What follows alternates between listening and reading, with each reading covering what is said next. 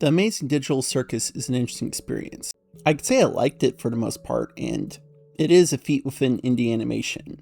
I figured I'd comment a bit on its structure, that it being only 9 episodes. Now, overall this is like 4 hours worth of content, so the equivalent of like 2 movies or 3 anime movies. While it feels brief, there's plenty to chew on. When it comes to telling a story, you could spend however much time on it. If you want to make it a 5-minute short, that's fine. If you want to make it a 100-hour epic, that's also fine.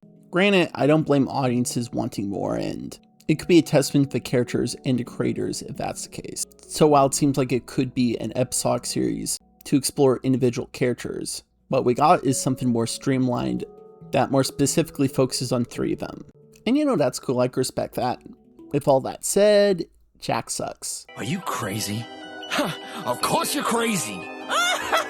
I mean, it's a given, he's the jerk character. But okay, think of it like this. At the beginning of the series, he's the jerk character I don't really care for.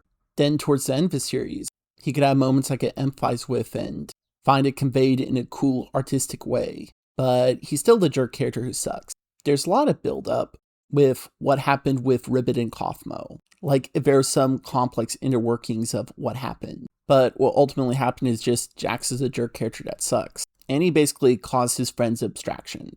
Like, okay, for the case of Ribbit, he shared a personal story regarding his parental issues and possibly killing his mom. He didn't even say to be sure. Ribbit promises not to tell anyone, and then Jax just starts avoiding her and ignoring her and making up paranoid stories that none of that stuff even happened.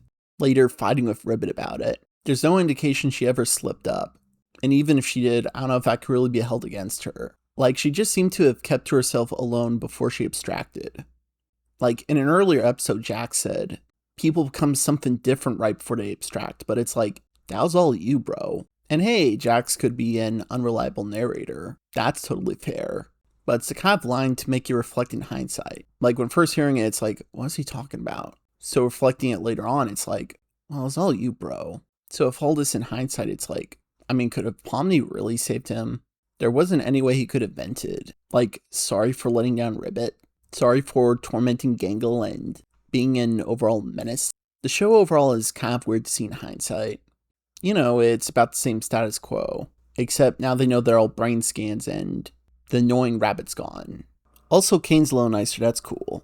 I also had a feeling they wouldn't escape for real world because they seemed committed for real world being live action, and I didn't think they'd commit to a full live action animated hybrid. Plus, theory channels like Sarcastic Horse were strongly suggesting it just wouldn't work out like that.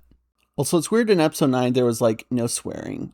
Like, the whole point of the end of episode 8 is the swear inhibitors were turned off. I'd at least think the opening segment would have been full swearing and would have made it more impactful. But I guess they wanted that theater audience. For me personally, I think episode 7 would be a great area to leave off the show. Like, there's all this build up for potentially escaping. Things are really ramping up there, then psych. There's no escape. This is just a misleading adventure. I mean, it would have been cool if there was a real escape after this episode, but it is what it is there. Anyway, overall, the show was an interesting ride. Was cool being there for all of its ups and downs. I don't know what would happen after now that it's all said and done. If there's some fan fiction ideas, more power to them. Anyway, cheerio, y'all.